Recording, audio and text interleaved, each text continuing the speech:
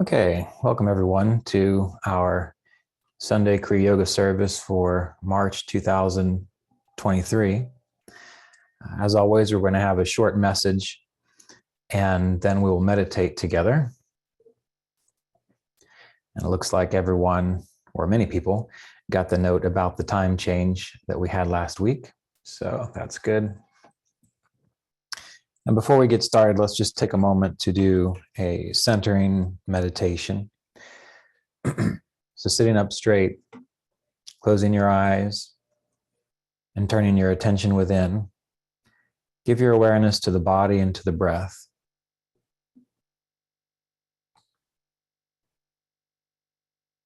Feel yourself centered,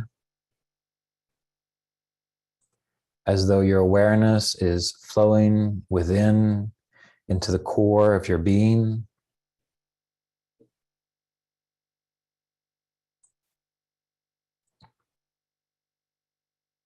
Feel as though the real you, the essence of you, the timeless, eternal aspect of yourself is free in space.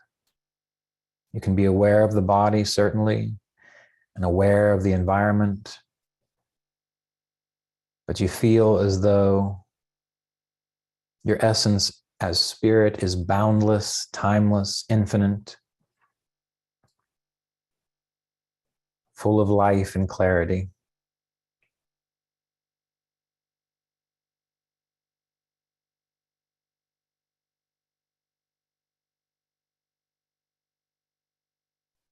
We'll take a moment to honor and acknowledge the teachers of the Kriya Yoga tradition, the representatives of this tradition: Mahavatar Babaji, Lahiri Mahasaya, Swami Shri Yukteswar, Paramahansa Yogananda, Roy Eugene Davis. Knowing that that same inspiration that's brought you here today inspired them to practice meditation, to teach, and to share the Kriya Yoga techniques. And that same state of consciousness, which animates your body, your mind, which is your spirit, is the very same light that shone through the lives of these teachers, these representatives of this Kriya tradition.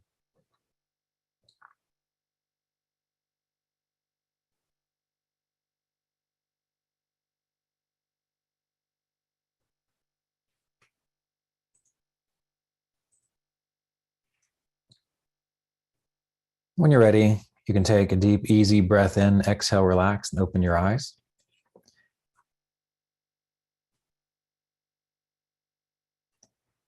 And we're going to go back to basics today. We're going to talk about the purpose of spiritual practice, specifically the purpose of Kriya Yoga. And we're going to relate this to the first sutras in chapter 2 of Patanjali's Yoga Sutras, where he describes the purpose of Kriya Yoga practice and what Kriya Yoga is.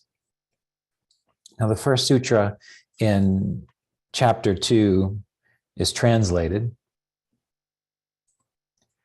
Kriya Yoga is intensity in spiritual practice, learning and application of one's own self-study, and the perfect alignment of attention with Ishvara.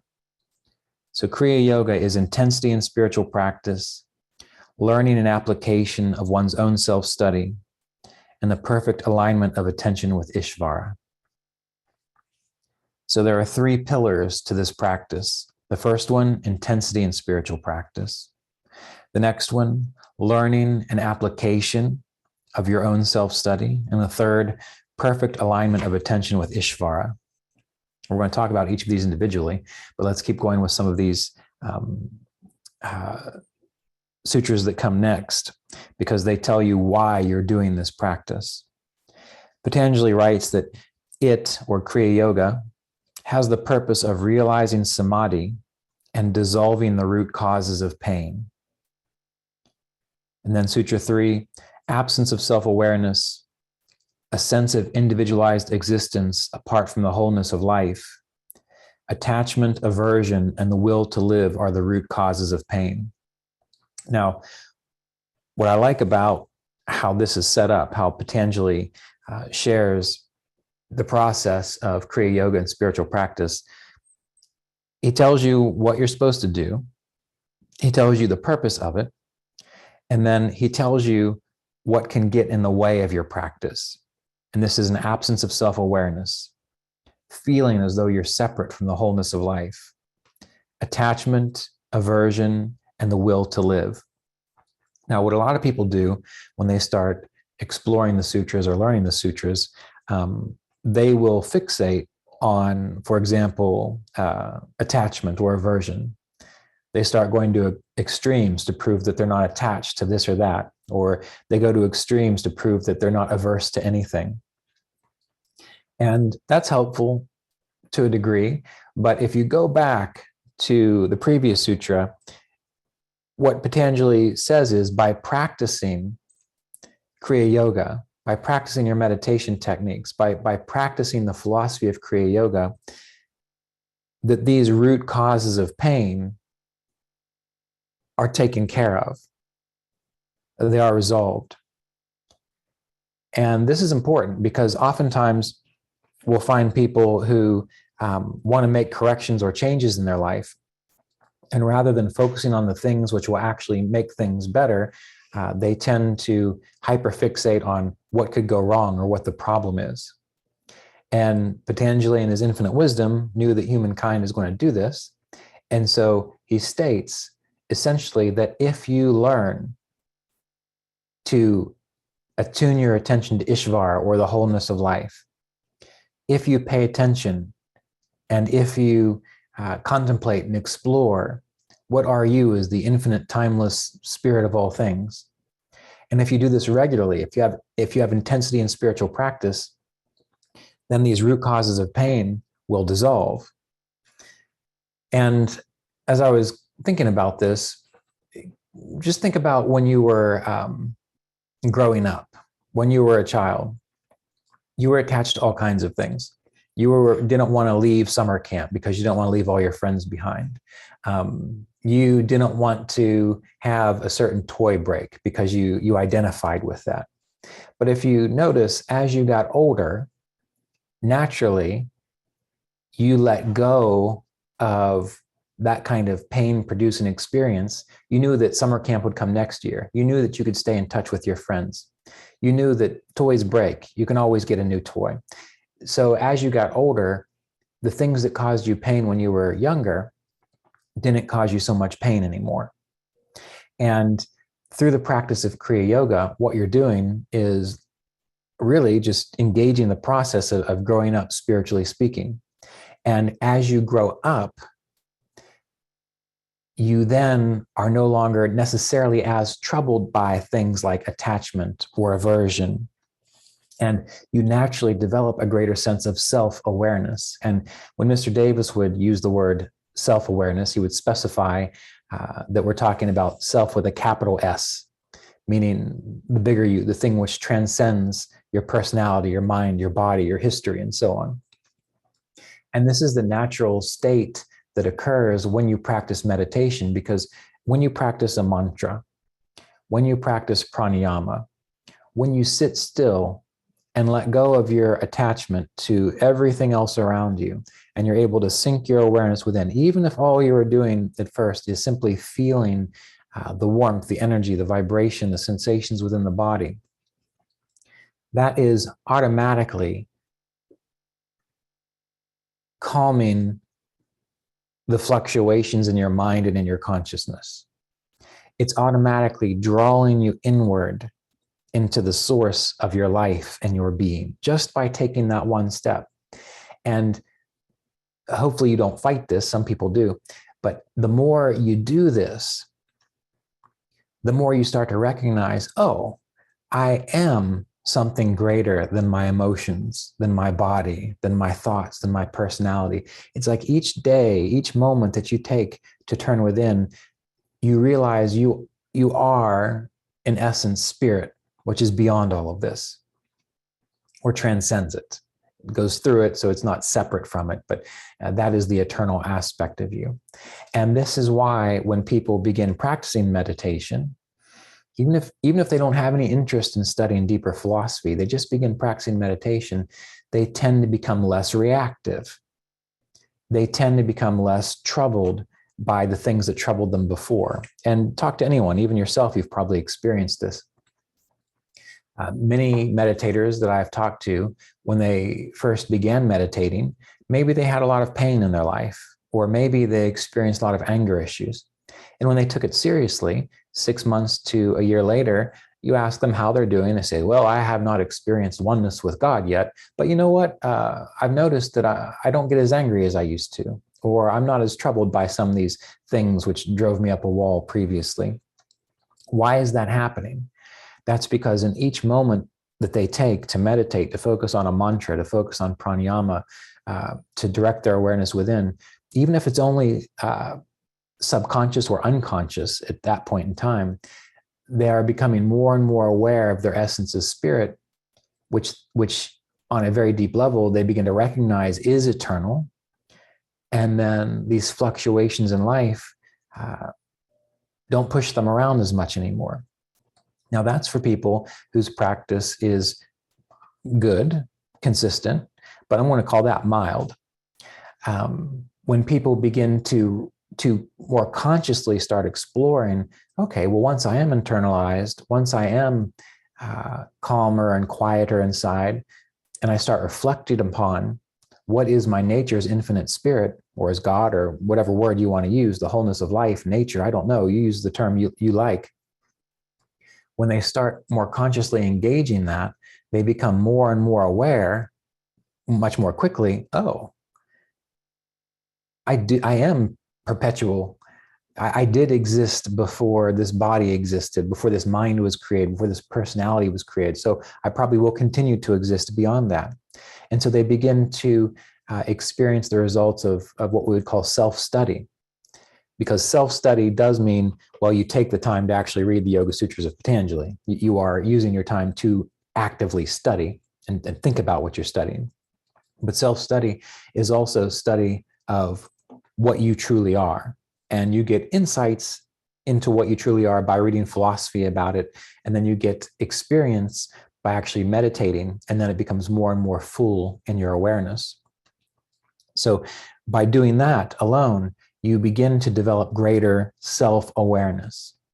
And Patanjali essentially states that it is the absence of self-awareness which is the field for the other root causes of pain.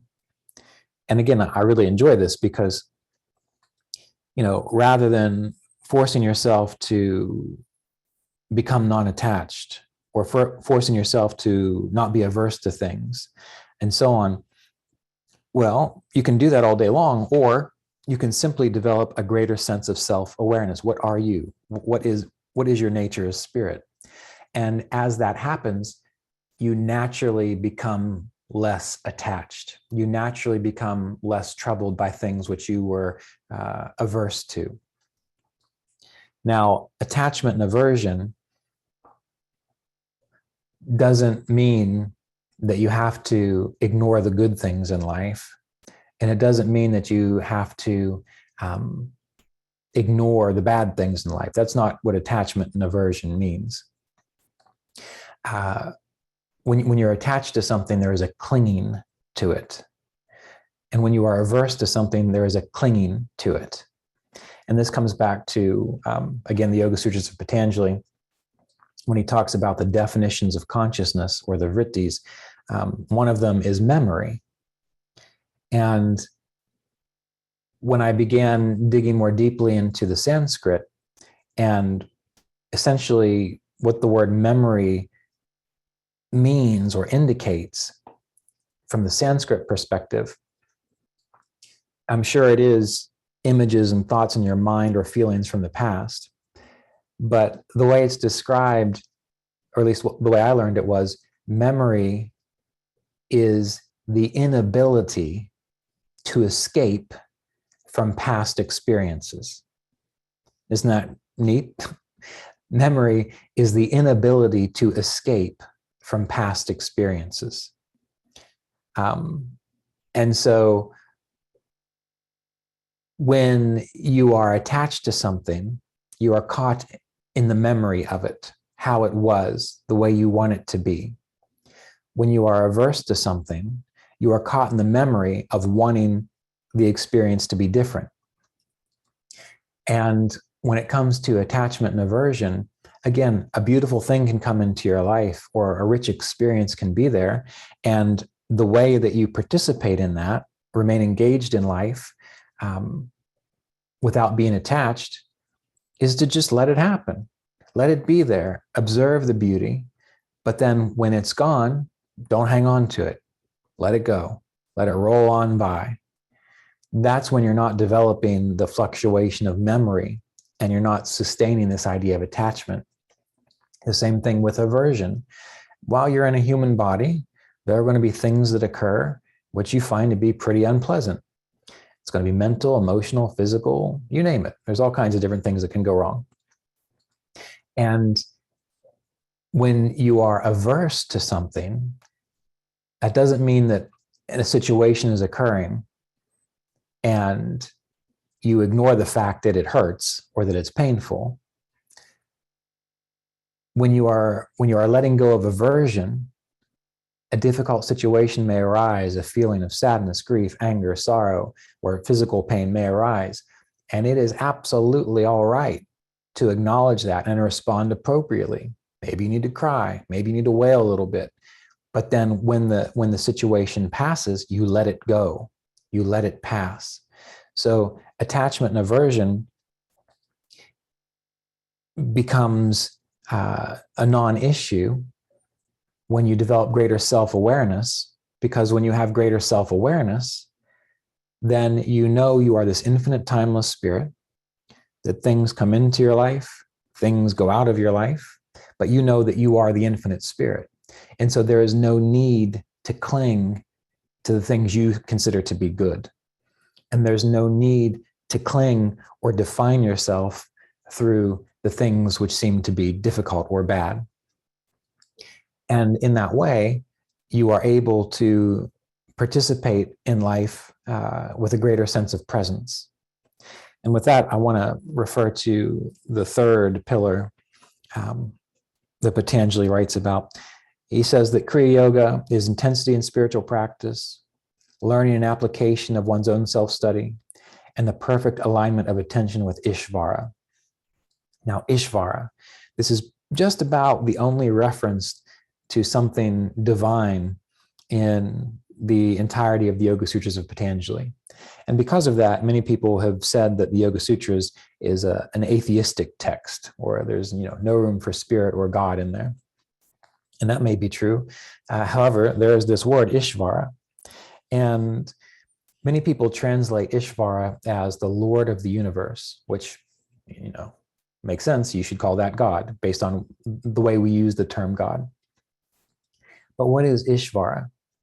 Ishvara, from my perspective, is that power, that force, that intelligence, which makes all of this possible, which makes the harmony of the cells in your body possible, which makes the harmony in the cells of billions of people possible. And think about all the animals and the insects and the trees and the plants, which gives an order and symmetry to a degree to all of nature, from the crystalline structure of a rock through the arrangement of mind-blowing galaxies, the mind-blowing number of galaxies throughout the universe. This is something that while we are related to a human body and mind, we can't comprehend that. We can be in awe of it. And this is why in texts like the Bible, they talk about the fear of God, which typically should translate into like the awe, A-W-E, of God. It's not fear in the sense of, oh my goodness, someone's coming to like beat me. It's being overwhelmed with a sense of amazement to the millionth degree. And so from my experience, this idea of Ishvara is this principle which makes all of this possible, which makes the sun shine outside, which makes the moon go through its phases. And when you really stop to contemplate that, it has a tendency to clarify your awareness. And many people, when they begin to contemplate the immensity of these things, they do become fearful, mainly because they recognize that they are not the center of the universe.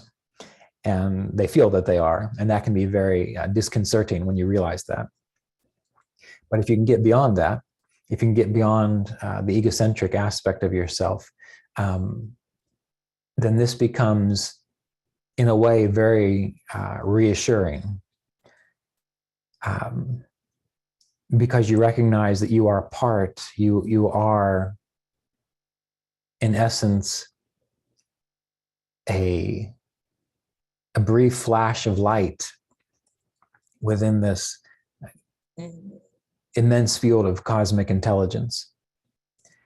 And when Patanjali says perfect alignment of attention with Ishvara, it might start by just taking the time every day to contemplate this. This is why even just going out in nature, or you don't have to go out in nature, just sit on your porch, if you have a porch. Sit on your porch or sit outside in a park and make yourself very quiet and just watch. I don't do this as often as I used to, and I would like to start doing it again. Maybe this spring I will.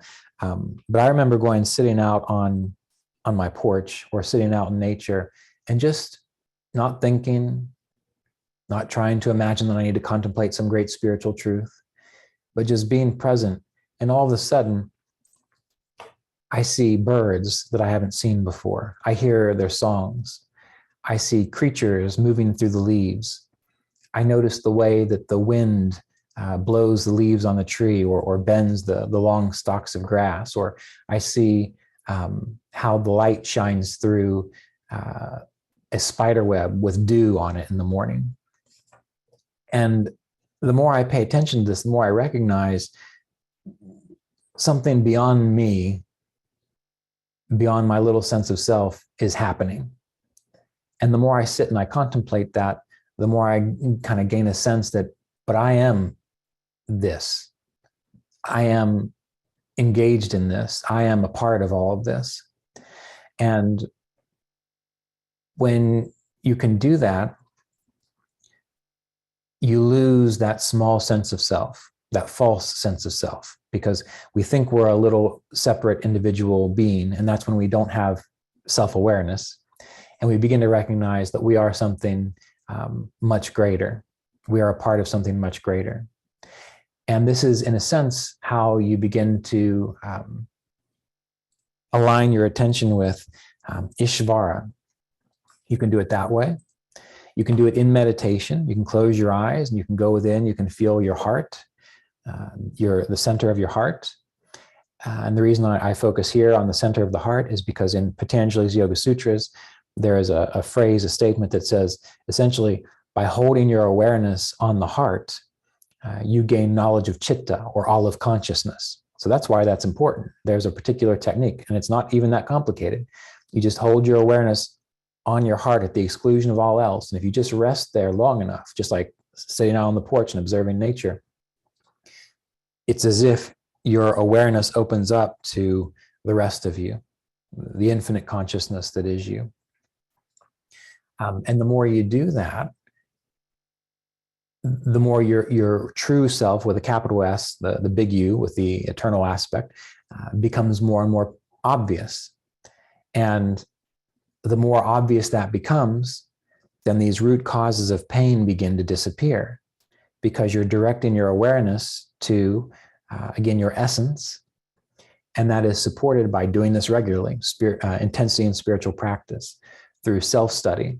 Again, studying yogic texts or participating in classes, listening to your spiritual teacher and applying what you learn, observing who and what you are as a limited body, mind, and personality, which has the immortal aspect of you flowing through it, as well as doing whatever it takes for you to practice this idea of Ishvara Pranidhana, Ishvara Pranidhana, that is alignment of attention with Ishvara. And you can be as religious or spiritual about it as you want. You can use whatever terms you want, but ultimately it just comes down to paying attention to the bigger picture and recognizing you are a part of that. And then naturally, you begin to be harmless. Naturally, you begin to have a greater capacity to experience expanded states of consciousness, to experience the fruits of meditation, which is samadhi, or a oneness state of consciousness. All these things happen naturally because you are participating in a program which has the purpose, as Patanjali said, of realizing samadhi and dissolving the root causes of pain. And essentially, this is what Kriya Yoga is all about. We'll go just a little further here before we meditate today. So Mr. Davis would often talk about one of the biggest difficulties that we have, or one of the biggest obstacles that we have on the spiritual path, is paying too much attention to our false sense of self, our small sense of self, giving too much attention to our personality. Now, we have a personality, we need a personality to interact with this world. So he wasn't saying that you need to become a mindless zombie. But it's when you give too much emphasis and too much importance to the character that you're playing. And the only way that you kind of get away from that is to contemplate these bigger things that we've been talking about. Also, some people say that by getting engaged in some kind of service, serving people who have difficulty in their lives, or helping people who've gone through traumatic and difficult experiences, or helping people who need food and so on. So service is also a way to overcome this. But ideally, you do both. Ideally, you work with people and you help people that need it, while you also engage in meditative and spiritual practices, which just lead you to a direct realization of what Patanjali is aiming for. So in your life, you don't have to become a mindless zombie. You can enjoy your personality. Just realize you are not your personality. And then a few times throughout the day, withdraw your awareness into meditation. Practice the techniques that you've been taught, that you know how to use well. And then at other times, observe life, observe nature around you, observe the stars in the sky, how the moon moves, observe things bigger than yourself. And in this way, this will help you to kind of transcend this limited, small sense of self. And in our current culture and society, we kind of have to actively do this. We don't necessarily live in times where we're as subject to the weather, or where we have to pay as much attention to the cycles of night and day, mainly because of technology. But as a yogi, it's advised to observe nature, realize that you are a part of nature, and do that however you can. Do that however you can. Now, let's go ahead and meditate together today. And those of you who are curious, if you don't already know, I was reading from Continuing the Lineage of Enlightenment, Kriya Yoga, Continuing the Lineage of Enlightenment. In that book is a commentary that I wrote on the Yoga Sutras of Patanjali. And Mr. Davis's commentary is also highly recommended. It was part of the inspiration for this book, The Science of Self-Realization. So those of you who are not already aware of what are recommended commentaries for the Yoga Sutras, those are the two books. Now, let's meditate together. So closing your eyes, sitting up straight, turning your attention within.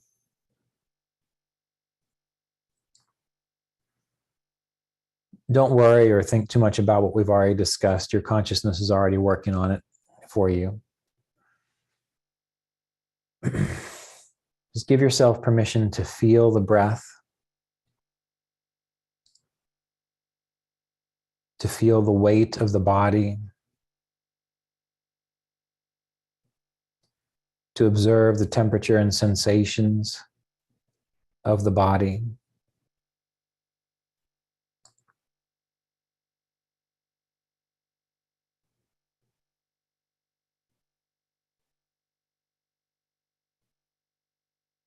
Knowing that while the body is always changing, it's temporary. You're comfortable in it, sure, because you're used to it. This is a manifestation of Om, a manifestation of spirit, the vibration of energy and matter. But as you feel the body, you're becoming more and more aware of that part of you which is able to observe the body, to feel the body, the seer. So by all means, feel the weight of the body, the temperature, the sensation, the breath moving in and moving out. But simultaneously be aware of the seer, that which is able to appreciate and experience this experience.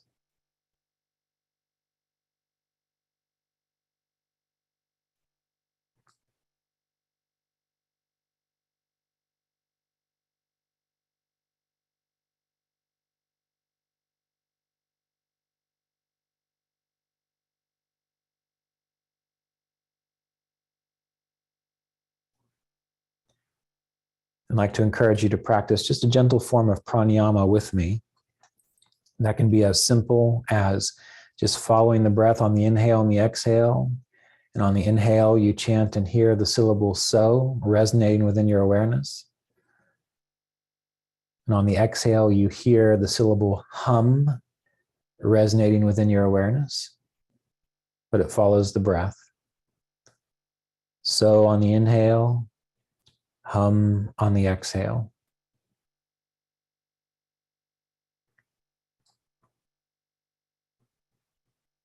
You can continue meditating this way, or if you like, you can also do this while practicing alternate nostril breathing, your choice.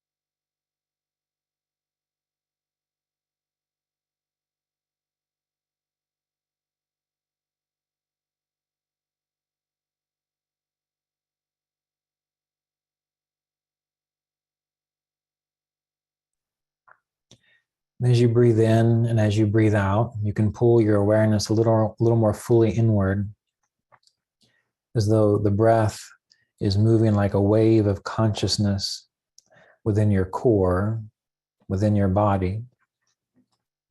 If you're using the mantra so, hum, you can feel that resonance of the sound vibrating within, as though you can feel a surge of the ocean flowing in. And on the exhale, you feel the surge of this ocean of consciousness flowing out. And so your awareness is on the movement of the breath, the vibration, the imagination of this resonation of so on the inhale and hum on the exhale. And the combination of the breath, the feeling of the wave coming in and going out, the vibration of the mantra. You let everything dissolve within that, as though all your thoughts, all your memories, all your distractions are just like salt being dissolved in water. And give yourself permission to do that now. This is the time to focus on the breath and that flow of consciousness within you, pulling you inward to the source.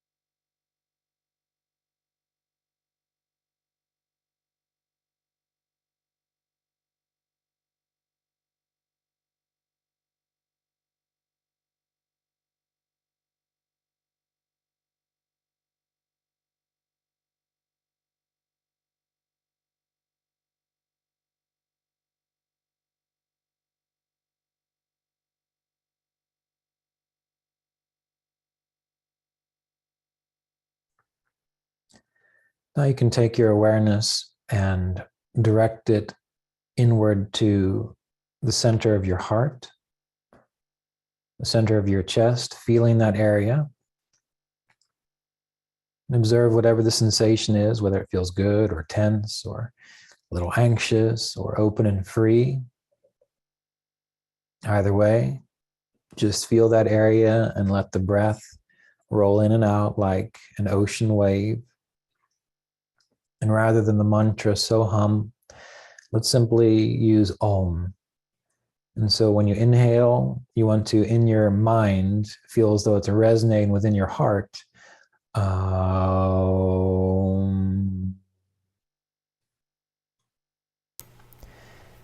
And on the exhale, the same thing. You feel the heart and you imagine that you can sense, feel the vibration. Om. So it comes in and it goes out. And all you're doing is resting your awareness at the heart. Remembering that in the Yoga Sutras of Patanjali, just resting your awareness, staying alert and engaged in the heart, gives the knowledge of consciousness, the fullness of consciousness, of life. And so rest here with your awareness at the heart. Breathing in slowly, breathing out slowly. Om on the inhale, Om on the exhale. And observe. Just be present as the seer.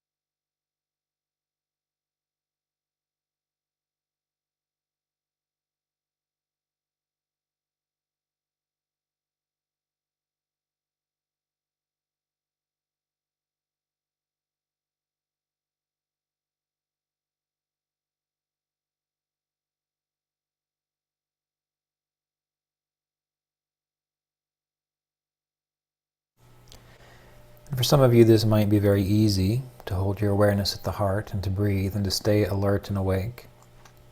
But sometimes it's difficult, and that's why we have to practice. So if you find your awareness getting lost in imagination or drifting off, take a few deep breaths, get yourself more in your body, more present, awake, and then use your willpower to actively hold your attention at the heart, as if you're in a noisy restaurant and you're actively trying to listen to someone across from you rather than getting lost in the noise of the conversations around you. This might not fulfill the role of a super relaxing meditation, but sometimes we have to do this in order to experience the positive changes that meditation can bring. And discipline and willpower is not a bad thing. Eventually you get the hang of it. So remember, we're holding our awareness in the heart. Om on the inhale, Om on the exhale. And then letting go of everything else for the time being.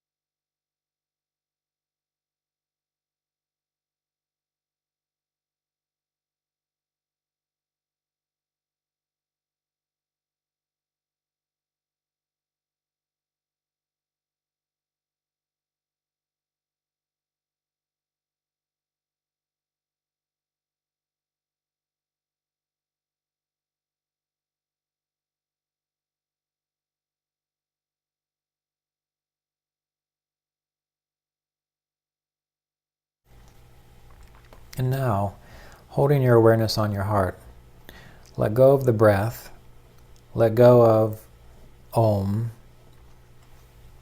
Just feel the area of the heart, the spaciousness within the heart, the depth of being within the heart.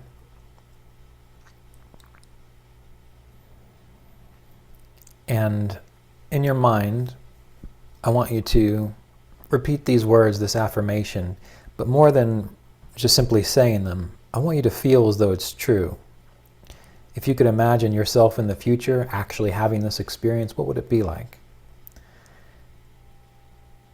So in your mind, affirm and feel in your heart, I am actually fully spiritually awake. Now, what does that mean for you? Well, you have to determine that for yourself. I am actually, right now, in my heart, fully spiritually awake. So if you can't believe that that's possible right now with who you are, imagine the ideal you in the future, that you are that ideal you in the future, that you are tapped into that ideal you in the future, and that this is what it feels like to be actually spiritually awake. And then imagine that experience. I am fully spiritually awake. And don't recite it mechanically like a mantra. Say it and then feel it. Embody it. And then remind yourself again with the words, but then feel it. Experience it. So the focus is the words are the giving the direction, but you are engaging the actual experience within.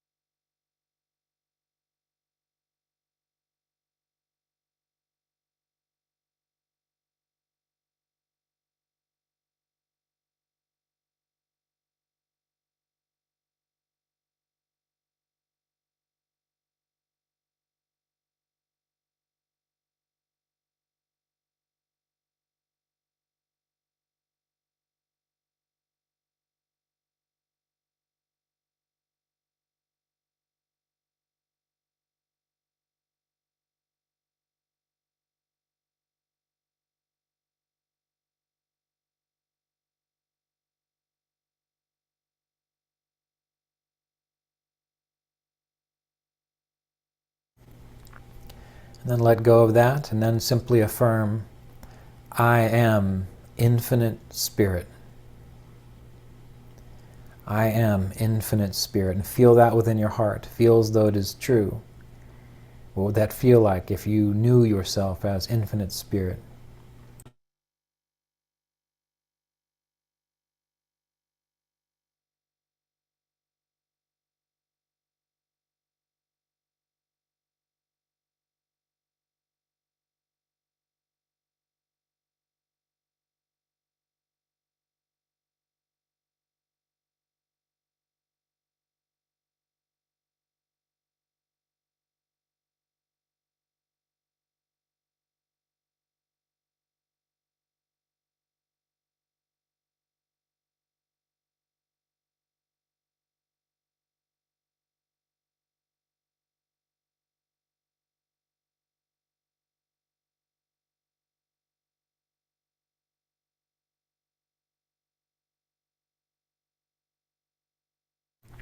And then finally,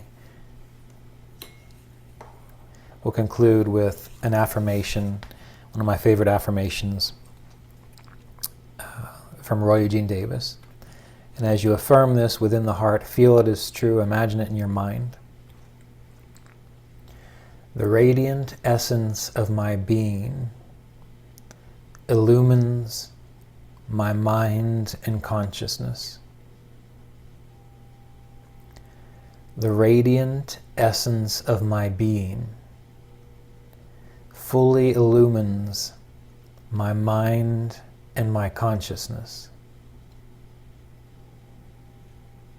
One more time. the radiant essence of my being fully illumines my mind and my consciousness.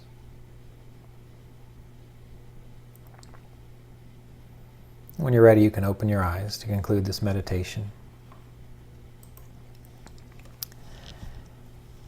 All right, well, thank you all for being here today. We had a wonderful turnout. Looks like we're getting more and more interest in these Sunday sessions. So to that end, the monthly Sunday Kriya services that we're doing now, this is open to the public. I don't want to post it on Facebook because you never know who's going to pop in and if any bots show up. So while it's open to the public, I want to keep it in word of mouth, by word of mouth. So if you know anyone who's interested in participating in these monthly Kriya services, feel free to share this information with them. Just make sure that they are actually interested in these things and you're not just trying to evangelize your friends. Otherwise, I want to thank you all for being here. And those of you who are in the apprenticeship program, the Patreon program, the Kriya Yoga discipleship program, just happy to have you. So we'll be in touch soon. Take care.